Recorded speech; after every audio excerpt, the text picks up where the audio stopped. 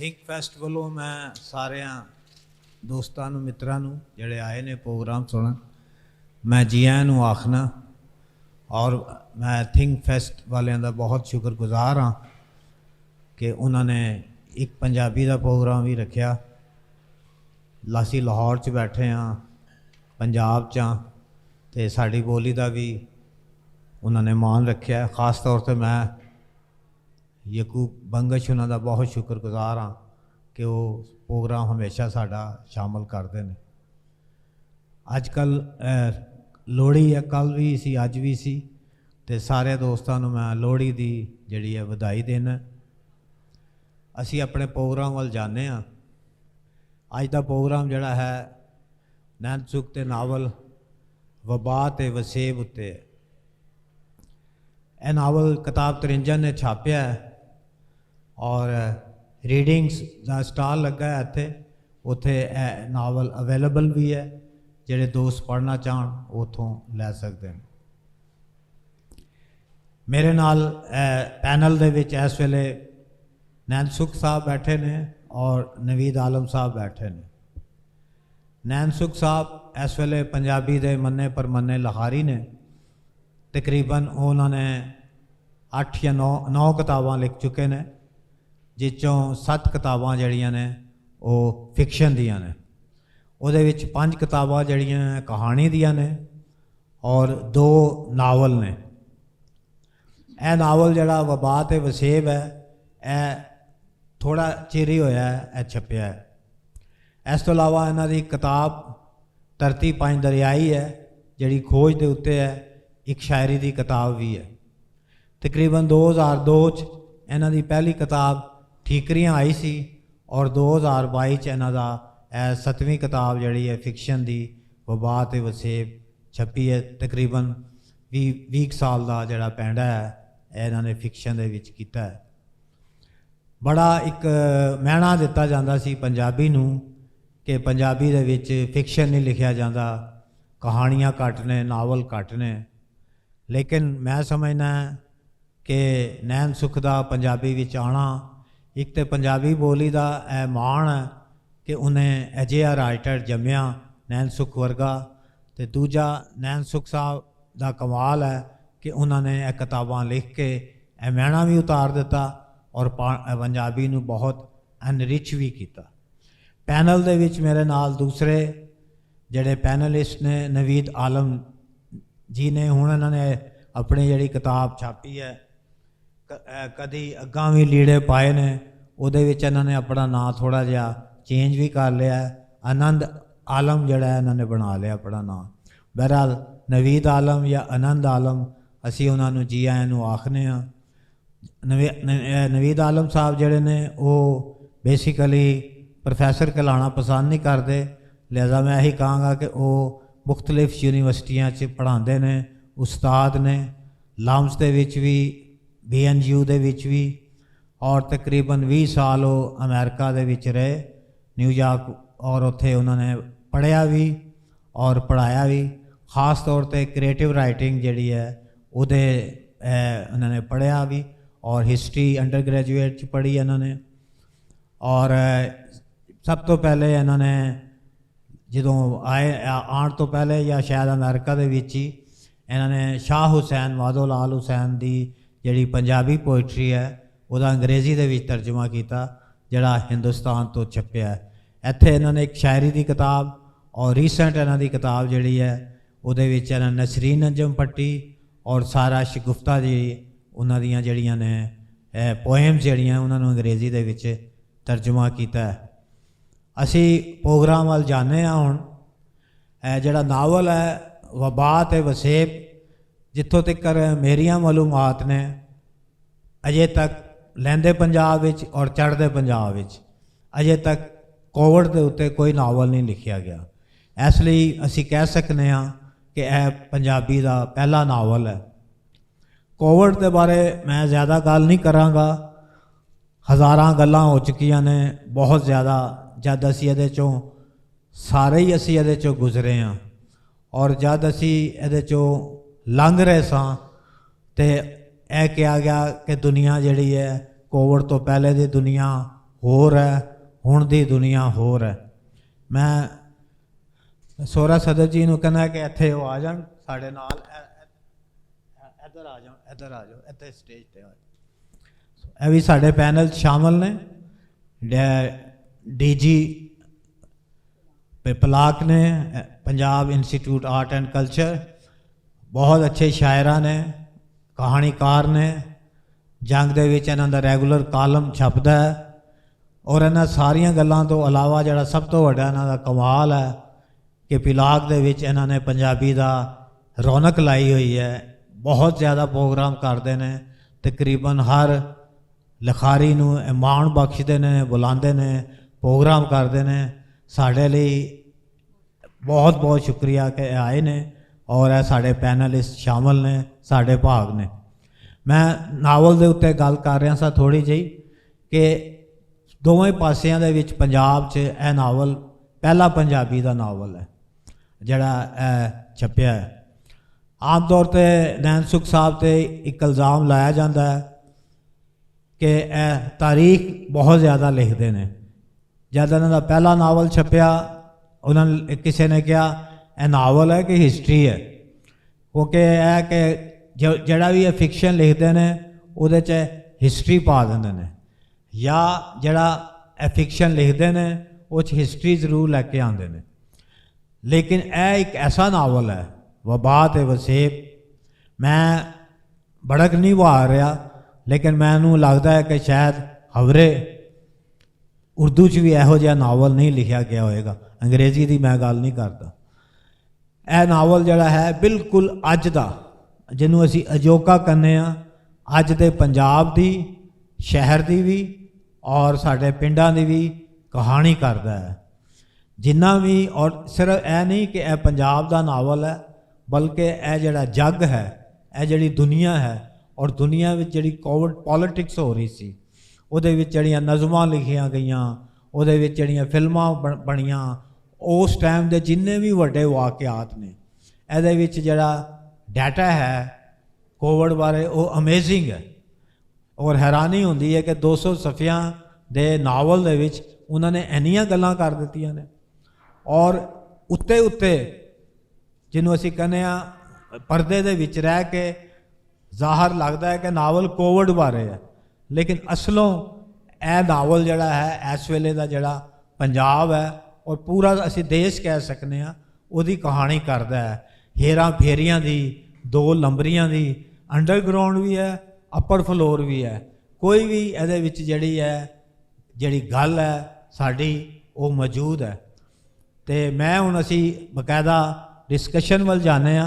सब तो पहले मैं नवीद आलम साहब नूं पुछांगा कि तुसी ते इन्हां दे बड़े सारियां चीज़ां पढ़ते रहंदे हो, पढ़ियां ने, कई सालों तो असी पढ़ रहे हैं। ਇਹਦੇ ਵਿੱਚ कई कहानियां चलदियां ने। एक तो थीम तो है ही है, जो भी है तुसी थीम नू जोड़ के जिहड़ी इन्हां दी टेक्नीक बनती है, पिंड की कहानी, शहर की कहानी, और इन्ने ज़्यादा करैक्टर जिहड़े वो लैके आ रहे हैं। और अकरम साहब ने और गुलजार विलास जिहड़ा ने वो सारा जिहड़ा एक मैटाफर जे बनाए ने उन्होंने, जिहदे विच सारियां कहानियां कर रहे हैं। तुसी इहनूं किस तरह जिहड़ा है बयान करोगे? अच्छा, थोड़ा जिहा नावल का जिहड़ा पस मंज़र है वो चंगा है कि बंदियां नूं पता लग जाए कि नावल एक गुलजार विलास एक कॉलोनी है जिहड़ी कि जिकन कि अजकल कॉलोनियां बन रही ने, नवीं सोसाइटियां, हाउसिंग सोसाइटीज़ बन रही ने, तो उस किस्म की है। लेकिन ये जिहड़े लोग ने वो ज़रा अपर मिडल क्लास के ने, वो दरम्याने मतवसत तबके दे भी नहीं, उस तो थोड़ा जिहा उपर करके ने। तो उहदे विच उन्हां दी आपस विच जिहड़ी मिलाप है, जिहड़ी रहतल है, उहदे बारे च भी गल्लां ने।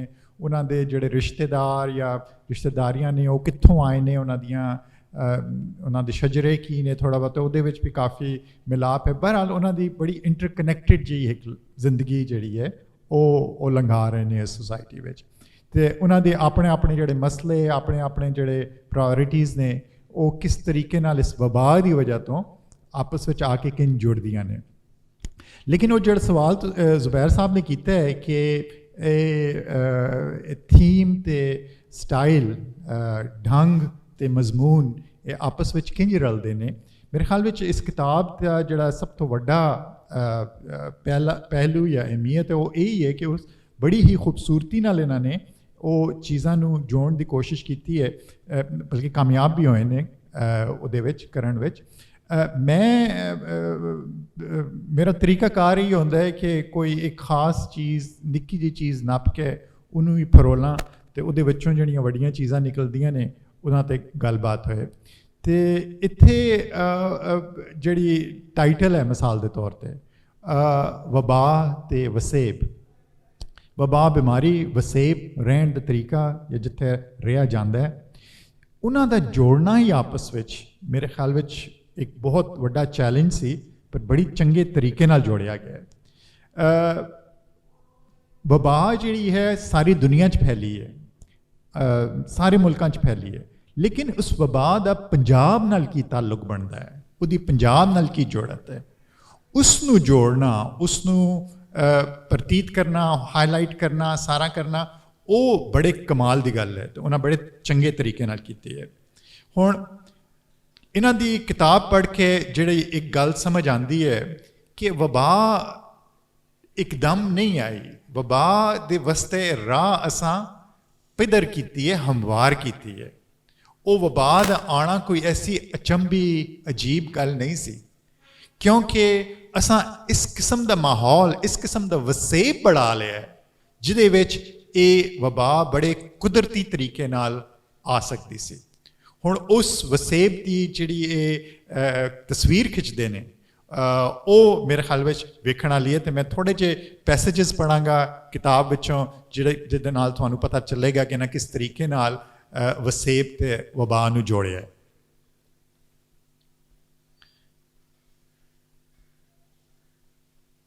ਇਹ ਚੈਪਟਰ ਹੈ ਜੀ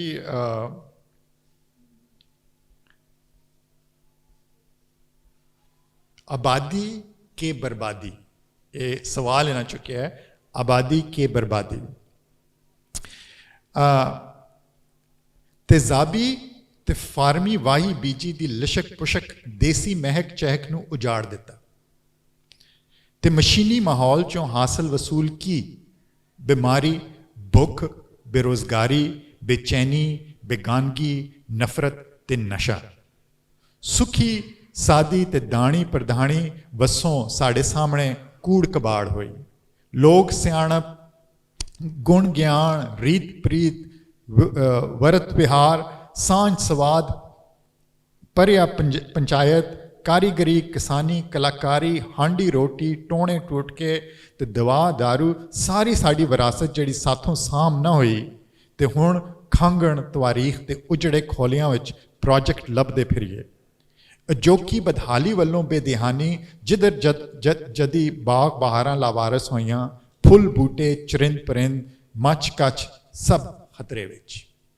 हुण ਇਹ ਜਿਹੜੀ ਅਸਾਂ ਡਿਵੈਲਪਮੈਂਟ ਦੇ ਨਾਂ 'ਤੇ ਜਿਹੜੀ ਆਬਾਦੀਆਂ ਤੇ ਤਰੱਕੀਆਂ ਕੀਤੀਆਂ ਸਨ, ਇਹ ਸਾਨੂੰ ਉਹਦਾ ਹਾਸਿਲ ਹੈ ਉਸ ਬਿਮਾਰੀ ਦਾ। ਅਤੇ ਉਹਨੂੰ ਫਿਰ ਅੱਗੇ ਜਾ ਕੇ ਇਹ ਚਰਿੰਦ ਪਰਿੰਦ ਦੀ ਗੱਲ ਵੀ ਬੜੀ ਕਰਨਗੇ, ਬਹੁਤ ਸਾਰੇ ਚਰਿੰਦਿਆਂ ਪਰਿੰਦਿਆਂ ਦਾ ਨਾਂ ਲੈਣਗੇ, ਫੁੱਲ ਬੂਟੀਆਂ ਦਾ ਨਾਂ ਲੈਣਗੇ, ਜਿਹੜਾ ਕਿ ਜਿਹੜੇ ਅਸੀਂ ਪੰਜਾਬੀ ਮਾਹੌਲ ਤੋਂ ਜਾਂ ਪੰਜਾਬ ਦੇ ਬਾਰੇ ਤੋਂ ਬਹੁਤ ਦੂਰ ਜਾ ਚੁੱਕੇ ਹਾਂ, ਉਹਨਾਂ ਵਾਸਤੇ ਸਮਝਣਾ ਜਾਣਨਾ ਮੇਰੇ ਖਿਆਲ ਵਿੱਚ ਇਹ ਬੜੀ ਵੱਡੀ ਦਾਨ ਹੈ ਜਿਹੜੀ ਕਿ ਇਹ ਜਮ੍ਹਾਂ ਕਰਦੇ ਨੇ। ਅਤੇ ਲੋਕ ਜਿਹੜੇ ਇਹਨਾਂ ਨੂੰ ਕਹਿੰਦੇ ਨੇ ਕਿ ਇਹ ਇਹਨਾਂ ਦੇ ਕੰਮ ਵਿੱਚ ਕਾਫੀ ਉਹ ਗੱਲਾਂ ਹੁੰਦੀਆਂ ਨੇ ਜਿਹੜੀਆਂ ਕਿ ਮਾਲੂਮਾਤੀ ਗੱਲਾਂ ਹੁੰਦੀਆਂ ਨੇ, ਮੇਰੇ ਖਿਆਲ ਵਿੱਚ ਉਹਦੀ ਬੜੀ ਜ਼ਰੂਰਤ ਹੁੰਦੀ ਹੈ, ਕਿਉਂਕਿ ਉਹ ਮਾਲੂਮਾਤ ਜਿਹੜੀਆਂ ਨੇ ਸਾਨੂੰ ਹੋਰ ਕਿਸੇ ਸੋਰਸ ਤੋਂ ਲੱਭਣੀਆਂ ਨੇ, ਜਿਹੜੀਆਂ ਕਿ ਇਹ ਪਾਉਂਦੇ ਨੇ ਪਏ ਇੱਕ ਕਿਸਮ ਦਾ ਉਹਨਾਂ ਮਾਲੂਮਾਤ ਦੀ ਹਿਫਾਜ਼ਤ ਵੀ ਕਰ ਰਹੇ ਨੇ, ਅਤੇ ਅਗਲੀ ਨਸਲ ਤੱਕ, ਮੇਰੇ ਖਿਆਲ ਵਿੱਚ ਨੌਜਵਾਨ ਨਸਲ ਤੱਕ ਪਹੁੰਚਣ ਲਈ ਇਹ ਬੜੀ ਅਹਿਮ ਚੀਜ਼ ਹੈ ਜਿਹੜੀ ਕਿ ਇਹ ਕਰਦੇ ਨੇ। ਅਤੇ ਚਾਹੇ ਉਹਦੇ ਵਿੱਚ ਉਹ ਫਿਕਸ਼ਨ ਤੋਂ ਪਰਾਂ ਵੀ ਹਟ ਜਾਣ, ਅਤੇ ਮੇਰੇ ਖਿਆਲ ਵਿੱਚ ਉਹਦੇ ਵਿੱਚ ਕੋਈ ਹਰਜ ਨਹੀਂ ਹੈ, ਕਿਉਂਕਿ ਉਹ ਜਿਹੜਾ ਕੰਮ ਇਹਨਾਂ ਦਾ ਟੀਚਾ ਹੈ, ਇਹਨਾਂ ਦਾ ਮਕਸਦ ਹੈ, ਉਹ ਬਹੁਤ ਬਿਹਤਰੀਨ ਹੈ, ਅਤੇ ਉਹਦੇ ਉੱਤੇ ਇਹਨਾਂ ਨੂੰ ਮੁਸਲਸਲ ਮੇਰੇ ਖਿਆਲ ਵਿੱਚ ਡਟਿਆ ਰਹਿਣਾ ਚਾਹੀਦਾ। ਅੱਗੇ ਜਾ ਕੇ ਤਰੱਕੀ ਦਾ ਇੱਕ ਬੜੇ ਇਹਨਾਂ ਕਹਿ ਸਕਦੇ ਕੀ ਟੈਕਨੀਕ ਕੀ ਇਸਤੇਮਾਲ ਕਰਦੇ ਨੇ। तो मेरे ख्याल में मालूमात में छड़ा मालूमात नहीं रखते उन्होंने, क्योंकि शायर भी ने, इन्हों की शायरी हुण एक घट करते हैं, लेकिन ये शुरू इन्हों दी किताबां शायरी तो ही शुरू हुई ने। वो वास्ते इन्हों ते अल्फाज की विखाली, अल्फाज को इस्तेमाल करने का तरीका बड़ा सोहना आता है। हुण अगे जाके उसी चैप्टर में लिखते हैं, ये कह के अकरम इतों गैर हाजिर होके तरखान वाली चला गया। हुण ए गुलजार विलास का बासी हुण अपने ग्रां नॉस्टैल्जिक होके जांदा है पिया, जिथे बाबे पक्की सड़क नहीं बनन दे रहे, अखे डंगर चोरी होए तो खुरा किवें लभना, तो वही होया पक्की सड़क राही पिंड चोरी हो गया। सफरी सहूलतां वधियां पर सज्जणा दी सिख ते प्राहुणियां दी उडीक मुक गई। हुण ए मैटाफर जिहड़ा है, खासकर साडे नौजवान बच्चों को ना शायद पता हो, एक खुरे लभना की होंदा है। खुरे लभना होंदा है जिस वक्त गावां जिहड़ियां होंदियां ने अपना ट्रैक बनांदियां ने जिथे कि वो कच्ची जमीन होए, तो वो उस ऐसे ऐसे साडे कोल खोजी होंदे सन उस जमाने विच, जिहड़े कि चोर लभण लई वो खुरियां नूं वेख के दस देंदे सन कि गां इस पासे गई है, गां इसने चुराई है। यू नो, वो सारी साड़ियां चीज़ां जिहड़ियां सन, गुण जिहड़े सन, वो लॉस हो गए। वो पिंड दा चोरी होना, पिंड दा चोरी होना, सारे वसेब दा चोरी होना है, वो पक्की सड़कां राही होना है, वो डेवलपमेंट दे राही होना है। एक चीज़ जिहड़ी कि सानू कुदरत नाल जोड़ती है, दूजी चीज़ जिहड़ी कि वबा नूं आउण विच बड़ी उसने सहूलत दित्ती कि साडे धर्म नाल जिहड़ी जुड़त सी। हुण ए पाकिस्तान दा हाल जिहड़ा खास करके पंजाब विच मौलवियां ने आके उजाड़िया है, उहदे ते ये बड़े खास तरीके नाल ये गल करते हैं कि ए शरह दा आउणा ये साडे वास्ते सिर्फ ये नहीं सी कि मक्के मदीने दियां ए गल्लां आ रही ने, उत्थों लिटरली पूरे दे पूरे रुख आ रहे हैं। खजूर जिहड़ी कि पंजाब दे वास्ते एक बड़ा ही नवेकला बूटा सी, वो ला के असां होर चीज़ां भी उहदे नाल वधाणियां शुरू कर दित्तियां ने। उहदी गल जिहड़ी है हुण मैं आखिरी चैप्टर के हवाले नाल करांगा। सॉरी जे मैं ज़्यादा लंबी गल कर लई। तो आखिरी चैप्टर जिहड़ा है उहदे विच इन्हां टाइटल रखिया है द प्लेग। हुण इहदे विच पंजाब विच रहिंदियां जरूरी नहीं कि असी सिर्फ पंजाबी या पंजाबी लिटरेचर या नैन सुख की ये भी बड़ी वड्डी गल है कि वो बहुत जिहड़ा कि साडा इंटरनेशनल लेवल का लिटरेचर है, चढ़दे पंजाब का लिटरेचर है, इंडियन लिटरेचर है, फारसी विच भी इन्हां दी बड़ी अबूरत हासिल है, इन्हां उर्दू विच बड़ी, ये सारे लिटरेचर्स विचों ये ताल्लुक अपना रखते हैं। The plague which Albert Camus एक फ्रेंच राइटर सी 1930s का, उसका बहुत मशहूर एक नावल सी। इन्हां उहदे विचों भी काफ़ी चीज़ां लईयां ने, लेकिन वो सिर्फ लईयां नहीं ने, उन्होंने पंजाब की इस वसेब की ते वबा नाल काफ़ी जोड़ियां भी ने। तो उहदा थोड़ा बहुता विच जिक्र आंदा है, तो बड़े सोहणे तरीके नाल वो इंटीग्रेट होंदियां ने इस कहानी विच भी। ते उहदे विच एक गल करदे ने, ये आखिरी चैप्टर है उन्होंने, जिथे मिलापां दी तांग विच मिट्टी मेला खेड रही सी कि शरह दी क्यामत आ गई। शरह शरीयत, पूरन भगत, यूसुफ जुलेखा ते शाह बैराम इश्क दे किस्से पाटे, रद्दी वेच के पतीसा खांदे बेसवादे होए जदों पाक किताबां राहीं खौफ की तबलीग शुरू हुई।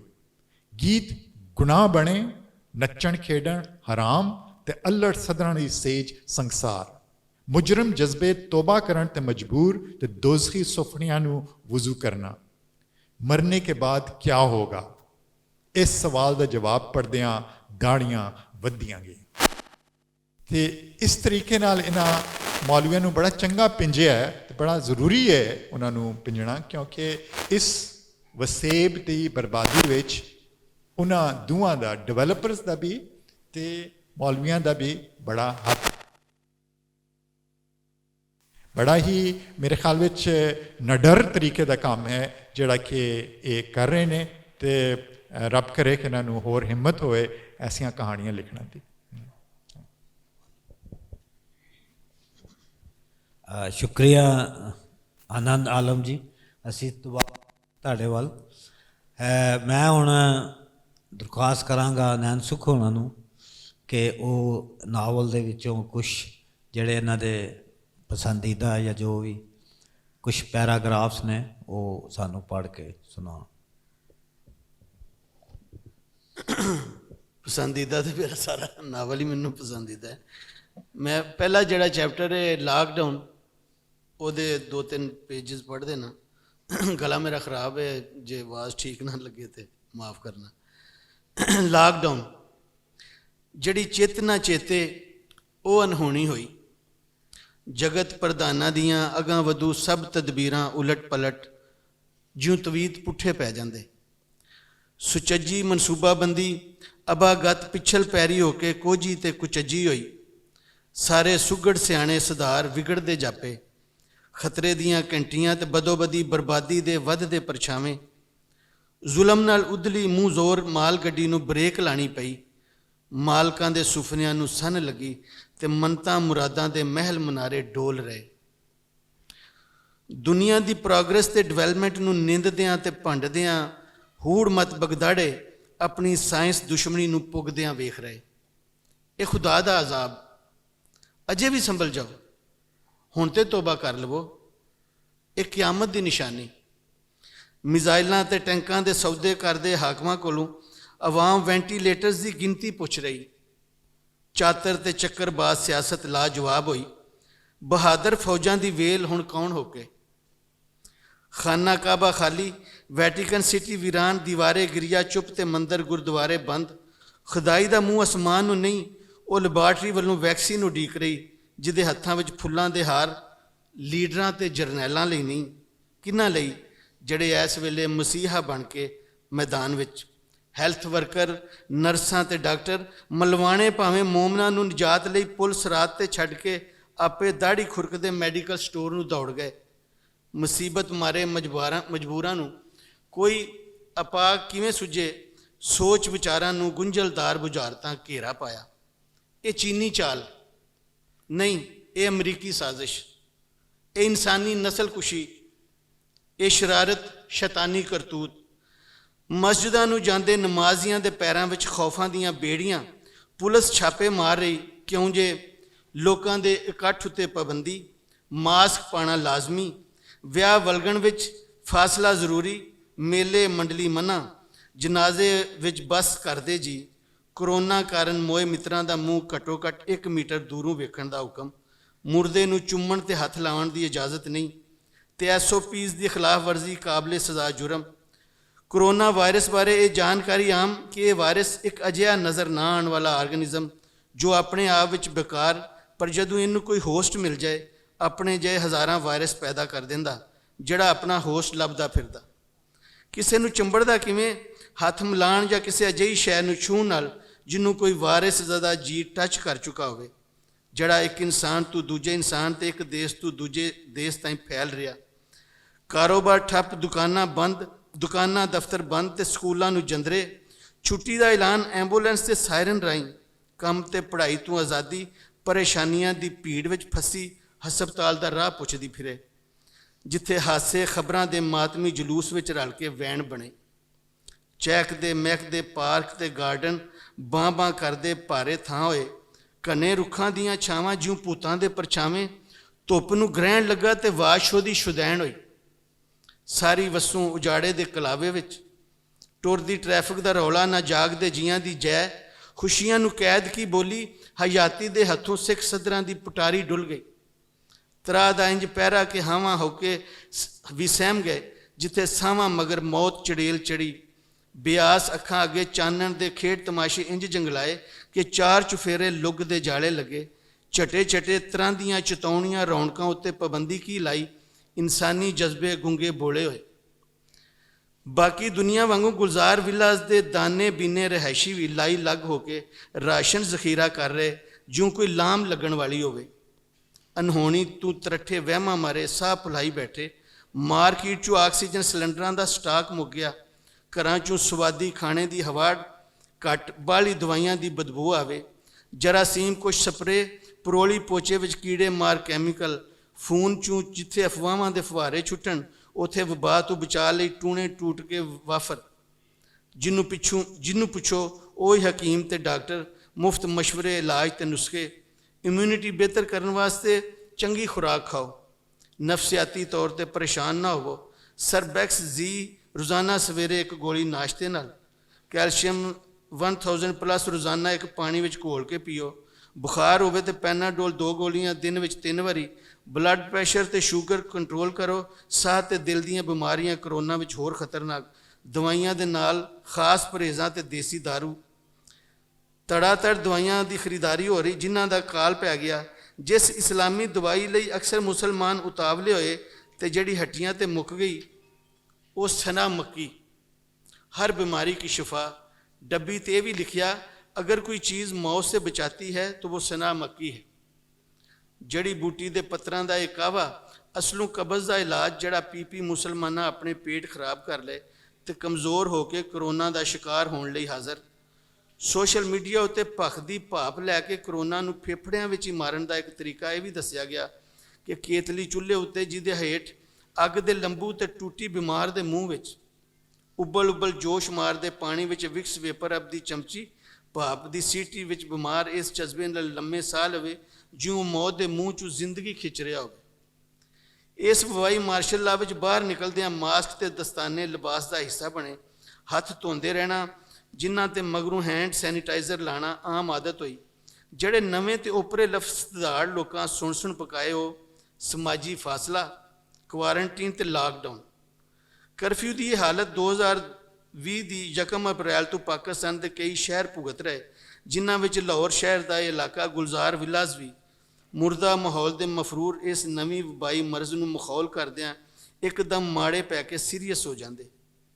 ਵੇਲੇ ਦਿਹਾੜੇ ਚੁੱਪ ਚੰਗੀ ਤਾਂ ਲੱਗੇ ਜੇ ਸੁੱਖ ਨਾਲ ਬੇਚਿੰਤੀ ਦੀ ਰੁੱਤ ਹੋਵੇ। ਪਿਛਲੀ ਰਾਤੀ ਉਹਨਾਂ ਦੇ ਘਰ ਸ਼ਾਨਜ਼ੇ ਤੇ ਸ਼ਾਹਾਨ ਖੇਡਾਂ ਖੇਡਦੇ ਨਹੀਂ, ਮੋਲਕ ਵਬਾ ਤੋਂ ਤਰਹਿੰਦਿਆਂ ਜਾਗ ਸੁੱਤੇ। ਝਟੇ ਬ੍ਰੇਕਿੰਗ ਨਿਊਜ਼, ਹਰ ਨਵੀਂ ਜਾਣਕਾਰੀ ਪਿਛਲੀ ਤੋਂ ਵਧੇਰੀ ਡਰਾਉਣੀ। ਫਿਲਮ, ਡਰਾਮਾ, ਮਿਊਜ਼ਿਕ ਨਾ ਸਪੋਰਟਸ ਚੈਨਲ, ਮਰੀਜ਼ਾਂ ਤੇ ਮੌਤਾਂ ਦੇ ਸਕੋਰ ਬੋਰਡ ਉੱਤੇ ਨਜ਼ਰਾਂ ਟਿਕੀਆਂ ਹੋਈਆਂ ਤੇ ਜਿੱਥੇ ਗਿਣਤੀ ਦੌੜ ਰਹੀ। ਇਟਲੀ ਸਪੇਨ ਤੋਂ ਅੱਗੇ, ਵੇਖਦੇ ਸਪੇਨ ਇਟਲੀ ਦੇ ਬਰਾਬਰ। ਹੁਣ ਅਮਰੀਕਾ ਅੱਗੇ ਲੰਘ ਗਿਆ, ਬਰਤਾਨੀਆ ਵੀ ਬਾਹਲਾ ਪਿੱਛੇ ਨਹੀਂ, ईरान पिछों रलिया। मेरे ख्याल काफ़ी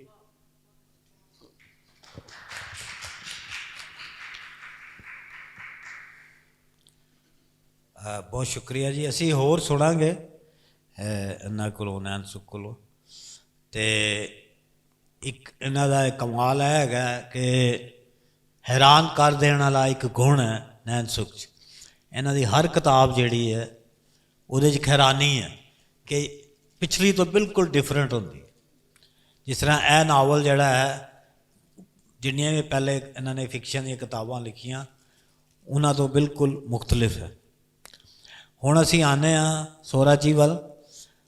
इन्होंने भी नैन सुख नूं पढ़िया, नावल भी इन्हां दा पढ़िया, होर किताबां भी पढ़ते रहंदे ने।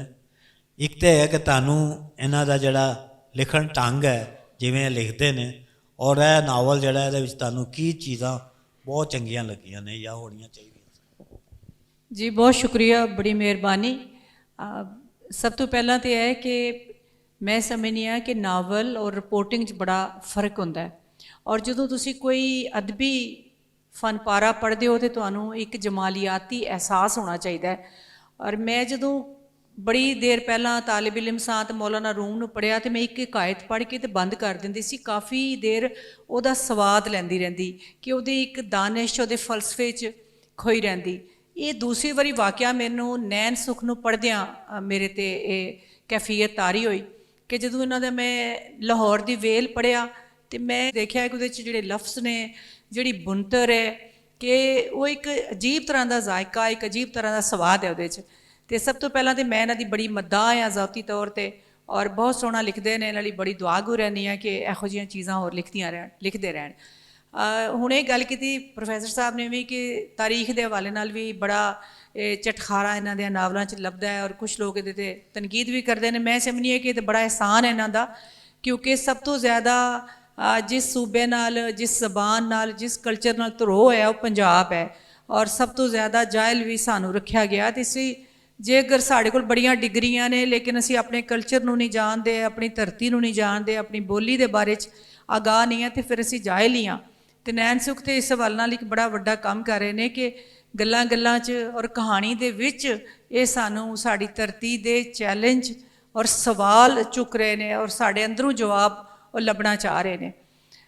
ਹੁਣ ਜੇ ਅਸੀਂ ਇਸ ਨਾਵਲ 'ਤੇ ਆਉਂਦੇ ਹਾਂ, ਜਿਸ ਤਰ੍ਹਾਂ ਪ੍ਰੋਫੈਸਰ ਸਾਹਿਬ ਨੇ ਕਿਹਾ ਕਿ ਇਹਨਾਂ ਦੀ ਹਰ ਕਿਤਾਬ ਜਿਹੜੀ ਹੈ ਉਹ ਦੂਸਰੇ ਨਾਲ ਵੱਖਰੀ ਹੈ, ਔਰ ਇਹ ਕਿਸੇ ਵੱਡੇ ਲਿਖਾਰੀ ਦਾ ਕਮਾਲ ਹੁੰਦਾ ਹੈ ਕਿ ਵਰਨਾ ਅਸੀਂ ਦੇਖਦੇ ਹਾਂ ਕਿ ਕੁਝ ਲੋਕਾਂ 'ਤੇ ਛਾਪ ਹੀ ਲੱਗ ਜਾਂਦੀ ਹੈ ਕਿ ਉਹਨਾਂ ਦੀ ਕਹਾਣੀ ਪੜ੍ਹੇ ਬਗੈਰ, ਉਹਨਾਂ ਦਾ ਨਾਵਲ ਪੜ੍ਹੇ ਬਗੈਰ ਲੱਗਦਾ ਹੈ ਕਿ ਉਹਨਾਂ ਦਾ ਇਹ ਮੌਜ਼ੂ ਹੋਵੇਗਾ, ਕੋਈ ਜਿਨਸ 'ਤੇ ਲਿਖ ਰਿਹਾ ਹੈ, ਕੋਈ ਕਿਸੇ ਹੋਰ ਮੌਜ਼ੂ 'ਤੇ ਲਿਖ ਰਿਹਾ ਹੈ। ਲੇਕਿਨ ਨੈਣ ਸੁਖ ਦੇ ਨੂੰ ਇਹ ਇੱਕ ਇਹਨਾਂ ਦੀ ਇਨਫਰਾਦੀਅਤ ਹੈ ਕਿ ਇਹਨਾਂ ਦੀ ਹਰ ਕਿਤਾਬ 'ਚ ਸਾਨੂੰ ਵੱਖਰਾ ਇੱਕ ਅਹਿਸਾਸ ਹੁੰਦਾ ਹੈ। ਵਬਾ ਤੇ ਵਸੇਬ ਉਹ ਨਾਵਲ ਹੈ ਕਿ ਜਿਹਦੇ ਸਾਰੇ ਕਿਰਦਾਰ ਸਾਡੇ ਆਲੇ ਦੁਆਲੇ ਖਿਲਰੇ ਹੋਏ ਨੇ, ਔਰ ਅਸੀਂ ਕਿਉਂਕਿ ਖੁਦ ਇਸ ਦੌਰ ਨਾਲ ਤਾਲੁਕ ਰੱਖਦੇ ਹਾਂ, ਇਹਨਾਂ ਸਾਰਿਆਂ ਤਜਰਬਿਆਂ ਤੋਂ ਆਪ ਲੰਘੇ ਹਾਂ, ਲੇਕਿਨ ਇਹ ਕਮਾਲ ਅਸੀਂ ਸਾਰੇ ਉਹ ਗੱਲ ਨਹੀਂ ਕਰ ਸਕੇ ਜਿਹੜੇ ਨੈਣ ਸੁਖ ਨੇ ਕਰ ਲਈ ਕਿ ਇੱਕ ਕਹਾਣੀ ਪੂਰੀ ਹੋਣੀ ਹੈ। ਅਕਰਮ ਦੇ ਆਲ ਦੁਆਲ ਦੇ ਸਾਰੇ ਕਿਰਦਾਰ ਸਾਡੇ ਆਲ ਦੁਆਲ ਨੇ, ਸਾਡੇ ਵਿੱਚ ਨੇ, ਔਰ ਇਹ ਕੋਈ ਫਰਿਸ਼ਤੇ ਦੀ ਲਿਖੀ ਹੋਈ ਕਹਾਣੀ ਨਹੀਂ। ਫਰਿਸ਼ਤਿਆਂ ਬਾਰੇ ਜਿਸ ਤਰ੍ਹਾਂ ਅਕਸਰ ਅਸੀਂ ਦੇਖਦੇ ਹਾਂ, ਇਹਦੇ ਵਿੱਚ ਜਿਨਸ ਦੇ ਖਿਲਾਰ ਵੀ ਹੈ, ਜਿਨਸ ਦੇ ਰੌਲੇ ਵੀ ਨੇ, ਔਰ ਉਹ ਬਿਲਕੁਲ ਇਨਸਾਨ ਦੀ ਫਿਤਰਤ ਹੈ। ਦਿਨਾਂ ਦੇ ਵਿੱਚ ਇੱਕ ਖੌਫ ਸੀ ਹਰ ਪਾਸੇ, ਔਰ ਇੱਕ ਦਿਨ ਤੇ ਐਸਾ ਵੀ ਆਇਆ ਕਿ ਖਾਸ ਤੌਰ ਤੇ ਇਟਲੀ ਦੇ ਵਿੱਚ ਜਦੋਂ ਵਿਖਾ ਰਹੇ ਸੀ ਕਿ ਬਹੁਤ ਸਾਰੇ ਉਹਨਾਂ ਦੇ ਪ੍ਰੀਸਟ ਵੀ ਮਾਰੇ ਗਏ ਔਰ ਜਨਾਜ਼ੇ ਦਿਖਾ ਰਹੇ ਸੀ। ਨਿਊਯਾਰਕ ਦੇ ਵਿੱਚ ਉਹ ਕਹਿ ਰਹੇ ਸੀ ਕਿ ਹਸਪਤਾਲ ਵਿੱਚ ਜਗ੍ਹਾ ਨਹੀਂ ਰਹੀ ਮਰੀਜ਼ਾਂ ਵਾਸਤੇ ਔਰ ਕਬਰਸਤਾਨਾਂ ਵਿੱਚ ਜਗ੍ਹਾ ਥੁੜ ਗਈ। ਤੇ ਉਸ ਖੌਫ ਦੇ ਵਿੱਚ ਮੌਤ ਨਜ਼ਰ ਆਉਂਦੀ ਹੈ ਬੰਦੇ ਨੂੰ, ਔਰ ਬਹੁਤ ਉਹ ਵਕਤ ਲੰਘ ਗਿਆ, ਸ਼ਾਇਦ ਅਸੀਂ ਉਹਨੂੰ ਉਸ ਤਰ੍ਹਾਂ ਹੁਣ ਨਾ ਸੋਚ ਸਕੀਏ। ਤੇ ਉਹਨਾਂ ਦਿਨਾਂ ਦੇ ਵਿੱਚ ਜਿੰਨੀਆਂ ਵੀ ਖਬਰਾਂ ਅਫਵਾਹਾਂ ਆਉਂਦੀਆਂ ਸੀ ਉਹ ਮੈਂ ਲਿਖ ਲੈਂਦਾ ਸੀ ਸਾਰੀਆਂ, ਜਾਂ ਸੋਸ਼ਲ ਮੀਡੀਆ 'ਤੇ ਜੋ ਕੁਝ ਸ਼ੇਅਰ ਹੋ ਰਿਹਾ ਸੀ, ਤੇ ਮੈਨੂੰ ਇਹ ਸੀ ਕਿ ਮੈਂ ਅੱਗੇ ਜਾ ਕੇ ਤੇ ਇਹਦੇ ਉੱਤੇ ਕੁਝ ਲਿਖਾਂਗਾ। ਉਹਦੇ ਵਿੱਚ ਮੈਂ ਪੜ੍ਹਿਆ ਵੀ, ਜਿਸ ਤਰ੍ਹਾਂ ਪਲੇਗ ਨਾਵਲ ਮੈਂ ਬੜੇ ਮੁੱਦਤ ਬਾਅਦ ਦੁਬਾਰਾ ਪੜ੍ਹਿਆ, ਫਿਰ ਇੱਕ ਫਿਲਮ ਦੇਖੀ ਕੰਟੈਜੀਅਨ, ਫਿਰ ਰਣਜਿੰਦਰ ਸਿੰਘ ਬੇਦੀ ਦਾ ਇੱਕ ਕਹਾਣੀ ਸੀ ਕੁਆਰੰਟੀਨ, ਫਿਰ ਸੋਸ਼ਲ ਮੀਡੀਆ 'ਤੇ ਵੈਸੇ ਬਹੁਤ ਸਾਰੇ ਲੋਕ ਆਪਣੀ ਕੋਈ ਓਪੀਨੀਅਨ ਜਾਂ ਸਕਿੱਟ ਜਾਂ ਟਿਕਟਾਕਰ ਉਹ ਦਿੰਦੇ ਸੀ, ਜੋ ਕੁਝ ਵੀ ਉਹ ਮੈਂ ਵੇਖਦਾ ਰਿਹਾ। ਬਹਰਹਾਲ ਇੱਕ ਕਹਾਣੀ ਸੀ ਮੇਰੇ ਆਲਰੇਡੀ ਇੱਕ ਜ਼ਿਹਨ ਦੇ ਵਿੱਚ, ਤੇ ਇੱਕ ਘਰ ਦੀ ਪਰੇਸ਼ਾਨੀ ਤੋਂ ਲੈ ਕੇ ਤੇ ਇੱਕ ਜਿਹੜੀ ਪੂਰੇ ਤੁਹਾਡੇ ਵਸੇਬ ਦੀ ਜਿਹੜੀ ਵੀਰਾਨੀ ਹੈ ਉਹਨੂੰ ਵਿਖਾਉਣ ਵਾਸਤੇ ਮੈਨੂੰ ਬਹੁਤ ਕੁਝ ਲਿਖਣਾ ਪਿਆ, ਇਹਦੇ ਵਿੱਚ ਬਹੁਤ ਕੁਝ ਜੋੜਨਾ ਪਿਆ, ਬਹੁਤ ਸਾਰੇ ਕਿਰਦਾਰ ਘੜਨੇ ਪਏ। ਔਰ ਇਹ ਸਾਰਾ ਜਿਹੜਾ ਕੰਮ ਸੀ ਇਹ ਮੇਰਾ ਸਿਰਫ ਅਕਰਮ ਜੰਜੂਆ ਔਰ ਸਾਜਦਾ ਖੋਖਰ ਨਾਲ ਨਹੀਂ ਸਰਿਆ, ਤੇ ਫਿਰ ਮੈਨੂੰ ਕੁਝ ਜਿਸ ਤਰ੍ਹਾਂ ਜੇਦੀ ਲੋਟਾ, ਨਹੀਦ ਸ਼ਮਸੀ, ਰਾਣੀ ਘਰਵਾਲੀ, ਰਾਣੀ ਸਫਾਈ ਵਾਲੀ, SS ਰੋਇਆ, ਮਲਕ ਸਲਾਮਤ, ਔਰ ਇਸ ਤਰ੍ਹਾਂ ਦੇ ਬਹੁਤ ਸਾਰੇ ਕਿਰਦਾਰ ਕੱਢਣੇ ਪਏ। ਔਰ ਫਿਰ ਇੱਕ ਸ਼ਹਿਰ ਦਾ ਇੱਕ ਪੋਸ਼ ਏਰੀਆ ਗੁਲਜ਼ਾਰ ਵਿਲਾਜ਼ ਮੈਨੂੰ ਬਣਾਉਣਾ ਪਿਆ, ਔਰ ਇੱਕ ਫਿਰ ਪਿੰਡ ਤਰਖਾਣ ਵਾਲੀ। ਤੇ ਵੇਖੋ, ਇੱਕ ਜਿਹੜਾ ਜਿਸਮਾਨੀ ਤੌਰ ਦੇ ਉੱਤੇ ਤੇ ਤੁਹਾਨੂੰ ਇੱਕ ਬਿਮਾਰੀ ਆਈ, ਕਰੋਨਾ, ਇੱਕਦਮ ਹਮਲਾ ਹੋ ਗਿਆ, ਪਰ ਸਾਡਾ ਪੂਰਾ ਵਸੇਬ ਔਰ ਸਾਡਾ ਸਮਾਜ ਪਹਿਲਾਂ ਤੋਂ ਹੀ ਬਹੁਤ ਸਾਰੀਆਂ ਬਿਮਾਰੀਆਂ ਦੀ ਜ਼ਦ ਵਿੱਚ ਹੈ। ਜਿਸ ਤਰ੍ਹਾਂ ਤੁਸੀਂ ਦੇਖੋ ਕਿ ਫੈਸ਼ਨ ਆਉਂਦੇ ਨੇ ਸਾਡੀ ਸੁਸਾਇਟੀ ਦੇ ਵਿੱਚ, ਉਹ ਬਿਲਕੁਲ ਇੱਕ ਵਬਾ ਵਾਂਗੂ ਹੁੰਦਾ ਹੈ ਉਹਦਾ ਸਾਰਾ। ਈਵਨ ਸੋਸ਼ਲ ਮੀਡੀਆ ਆਪ ਇੱਕ ਵਬਾ ਵਾਂਗੂ ਸਾਡੇ, ਕਿਉਂਕਿ ਸਾਡੀ ਟੈਕਨੋਲੋਜੀ ਅਸਾਂ ਖੁਦ ਨਹੀਂ ਬਣਾਈ, ਅਸੀਂ ਵਰਤਣ ਵਾਲੇ ਹਾਂ ਬਸ ਨਾ, ਤੇ ਸਾਨੂੰ ਨਹੀਂ ਪਤਾ ਕਿ ਉਹਦੇ ਤੋਂ ਅਸਾਂ ਫਾਇਦਾ ਕਿੰਨਾ ਲੈਣਾ ਹੈ ਔਰ ਵਕਤ ਅਸੀਂ ਕਿੰਨਾ ਜ਼ਾਇਆ ਕਰ ਰਹੇ ਹਾਂ ਉਹਦੇ ਨਾਲ। ਇਸੇ ਤਰ੍ਹਾਂ ਜ਼ਮੀਨ ਦੇ ਵਿੱਚੋਂ ਅਸਾਂ ਕੀ ਪੈਦਾਵਾਰ ਸਾਨੂੰ ਹੋਣੀ ਚਾਹੀਦੀ ਹੈ। ਅਸੀਂ ਵੱਧ ਤੋਂ ਵੱਧ ਪੈਸਾ ਕਮਾਉਣ ਵਾਸਤੇ, ਵੱਧ ਤੋਂ ਵੱਧ ਪੈਦਾਵਾਰ ਲੈਣ ਵਾਸਤੇ ਫਰਟੀਲਾਈਜ਼ਰ ਔਰ ਪੈਸਟੀਸਾਈਡ ਦਾ ਬੇਤਹਾਸ਼ਾ ਇਸਤੇਮਾਲ ਕਰ ਰਹੇ ਹਾਂ, ਔਰ ਉਹਦੇ ਨਾਲ ਸਾਡੀ ਜ਼ਮੀਨ ਬਿਮਾਰ ਹੋ ਗਈ। ਸਮਾਜ ਤਾਂ ਅੱਗੇ ਹੀ ਬਿਮਾਰ ਹੈ, ਫਿਰ ਜ਼ਮੀਨ ਬਿਮਾਰ ਹੋ ਗਈ। ਫਿਰ ਇੱਕਦਮ ਸਾਡੀ ਅਨਪੜ੍ਹਤਾ ਦੇ ਵਿੱਚ ਅਰਬੀ ਚੀਜ਼ਾਂ ਦਾਖਲ ਹੋਈਆਂ। ਜਿਸ ਤਰ੍ਹਾਂ ਇੱਕ ਕਿਤਾਬ ਆਈ 60s 70s ਦੇ ਵਿੱਚ, ਬਹਿਸ਼ਤੀ ਜ਼ੇਵਰ ਦੇ ਨਾਂ ਦੀ ਨਾ, ਉਹਨੂੰ ਸਰਕਾਰ ਨੇ ਹਰ ਥਾਂ 'ਤੇ ਇੰਝ ਲਾਗੂ ਕੀਤਾ ਕਿ ਉਹਨੇ ਲੋਕਾਂ ਦੀਆਂ ਸੋਚਾਂ ਨੂੰ, ਖਾਸ ਤੌਰ 'ਤੇ ਔਰਤਾਂ ਦੀਆਂ ਸੋਚਾਂ ਨੂੰ ਬਦਲਣਾ ਸ਼ੁਰੂ ਕਰ ਦਿੱਤਾ। ਫਿਰ 70s ਦੇ ਵਿੱਚ ਇੱਕ ਕਿਤਾਬ ਆਈ ਮੌਤ ਕਾ ਮੰਜ਼ਰ, ਮਰਨੇ ਕੇ ਬਾਅਦ ਕਿਆ ਹੋਗਾ। ਉਹ ਜਿੰਨੇ ਪੜ੍ਹੀ ਉਹਨੂੰ ਇੰਝ ਲੱਗਦਾ ਸੀ ਮੈਂ ਕੁਝ ਵੀ ਕਰਾਂਗਾ ਤੇ ਗੁਨਾਹ ਹੈ। ਹੁਣ ਇਸ ਤਰ੍ਹਾਂ ਦੇ ਲੋਕਾਂ ਦੇ ਉੱਤੇ ਤੁਸੀਂ ਜਿਵੇਂ ਟੀਕੇ ਲਾਉਂਦੇ ਹੋ ਲੋਕਾਂ ਨੂੰ, ਤੇ ਫਿਰ ਉਹਨਾਂ ਨੇ ਕੀ ਬਣਨਾ ਸੀ? ਫਿਰ ਇਹ ਹੀ ਹੋਣਾ ਸੀ ਫਿਰਕੇ ਸਿਆਸਤ। ਔਰ ਜਦੋਂ ਕਿ ਅਸੀਂ ਇੱਥੇ ਇੱਕ ਭੁਗਤ ਚੁੱਕੇ ਹਾਂ 47 10 ਲੱਖ ਬੰਦਾ ਪੰਜਾਬੀਆਂ ਦੇ ਹੱਥੋਂ ਕਤਲ ਹੋਇਆ। ਅਸੀਂ ਫਿਰ ਇੱਕ ਵਾਰੀ ਉੱਧਰ ਹੀ ਜਾ ਰਹੇ ਹਾਂ।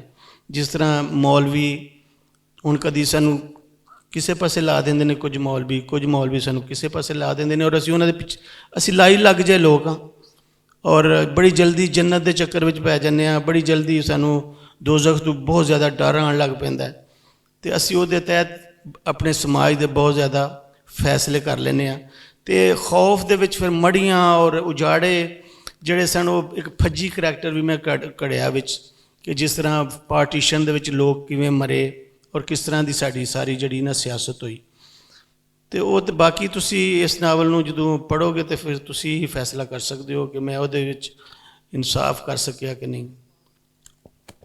ਬਸ ਇੱਕ ਆਖਰੀ ਪੈਰਾ ਜਿਹੜਾ ਹੈਗਾ ਨਾ ਉਹ ਇਸ ਨਾਵਲ ਦਾ। ਅੱਛਾ ਚਲੋ ਠੀਕ ਹੈ। ਹਾਂਜੀ, ਦੋਸਤ ਸਵਾਲ ਕਰਨਾ ਚਾਹਣ ਤੇ ਕੋਈ ਨਾਵਲ ਦੇ ਬਾਰੇ? ਹਾਂਜੀ ਯੈਸ ਜੀ। ਵਸੇਬ ਲਫ਼ਜ਼ ਜਦੋਂ ਮੈਂ ਵਰਤਿਆ ਤੇ ਮੈਂ ਬਹੁਤ ਸਾਰੇ ਲੋਕ ਜਿਹੜੇ ਵਸੇਬ ਦਾ ਲਫ਼ਜ਼ ਯੂਜ਼ ਕਰਦੇ ਨੇ, ਮੈਂ ਉਹਨਾਂ ਨੂੰ ਵੀ ਪੁੱਛਦਾ ਰਿਹਾ ਕਿ ਐਗਜ਼ੈਕਟ ਦਾ ਕੀ ਅਸੀਂ ਮਤਲਬ। ਬੇਟੇ ਜਿਹੜਾ ਮਾਹੌਲ ਰਹਿਤਲ ਹੈ ਨਾ, ਜਿਸ ਤਰ੍ਹਾਂ ਅਸੀਂ ਰਹਿ ਰਹੇ ਹਾਂ, ਜਿਸ ਤਰ੍ਹਾਂ ਲੋਕ ਜਿਹੜਾ ਸਾਡੇ ਰਹਿਣ ਦਾ ਢੰਗ ਹੈ, ਉਹਨੂੰ ਵਸੇਬ ਕਹਿੰਦੇ ਨੇ। ਕਲਚਰ ਸਿਵਲਾਈਜੇਸ਼ਨ ਨੂੰ ਮਿਲਾ ਕੇ ਅਗਰ ਤੁਸੀਂ ਕਹਿ ਸਕੋ ਤੇ ਵਸੇਬ ਇਹਨੂੰ ਕਹਿ ਕੇ ਕਹਿੰਦੇ। Actually, ਅੰਗਰੇਜ਼ੀ ਵਿੱਚ ਇੱਕ ਲਫ਼ਜ਼ ਹੈ country. Country is not just a geographical location.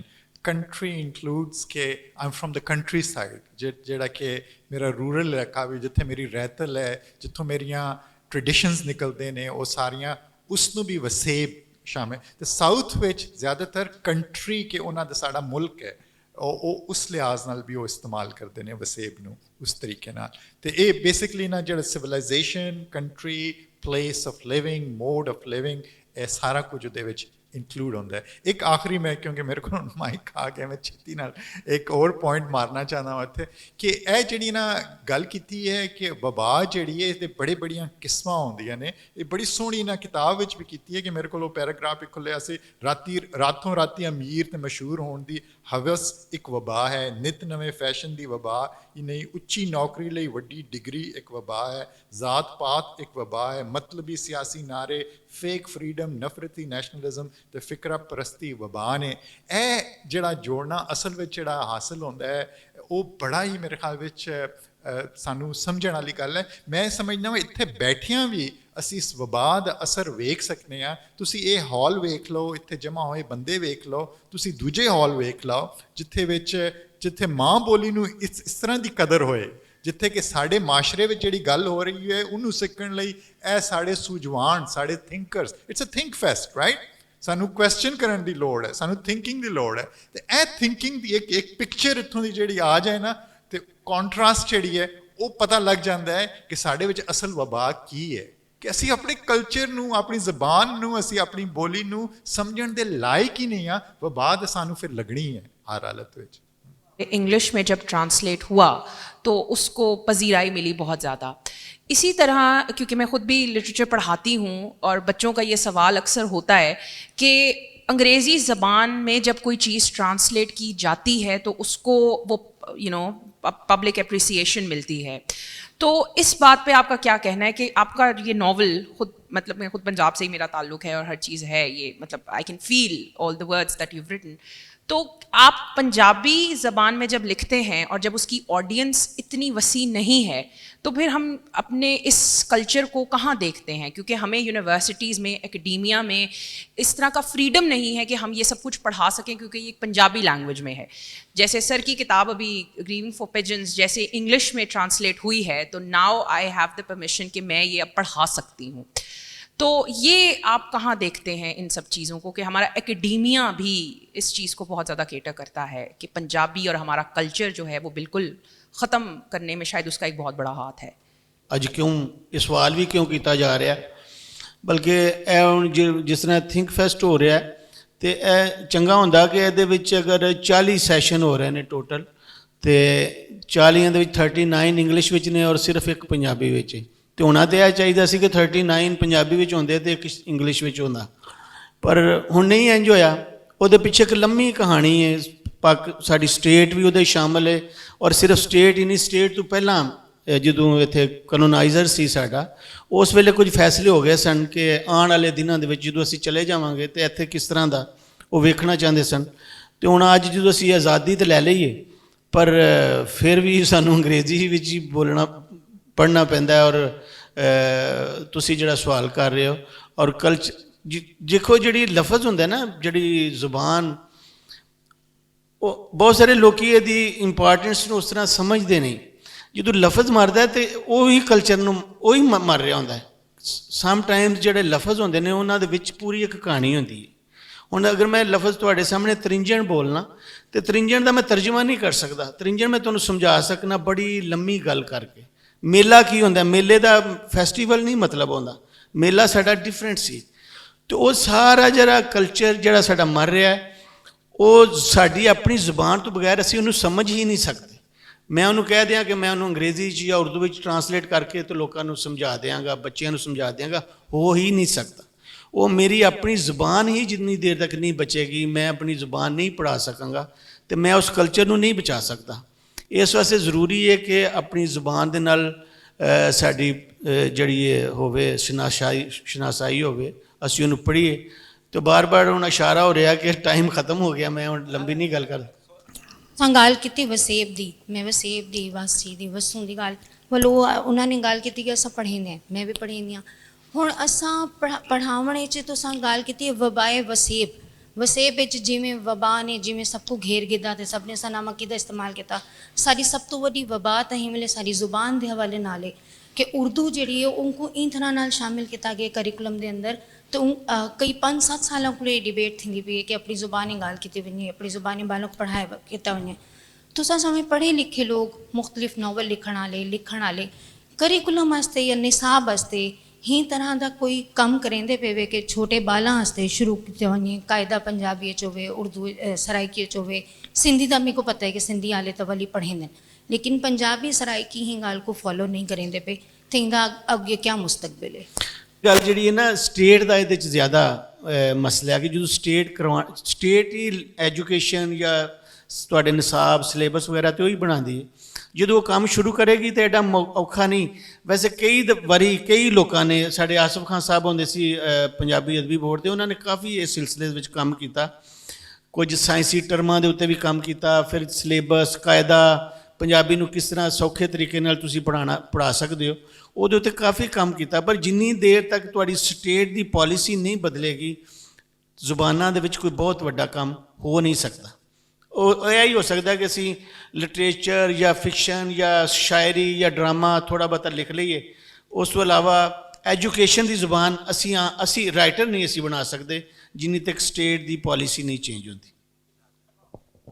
मैं प्रोग्राम ख़त्म करना सारे दोस्तों का, पैनलिस्टों का और सारे साढ़े जिन्होंने सुनिया, बहुत शुक्रिया।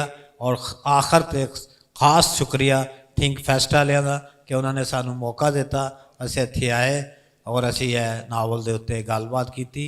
इस नावल ते पहला प्रोग्राम है, अगे असीं होर बहुत प्रोग्राम करांगे। सब तो बड़ा प्रोग्राम तो सोहरा सदफ जी जिहड़े ने करनगे। बहुत शुक्रिया जी, रब राखा।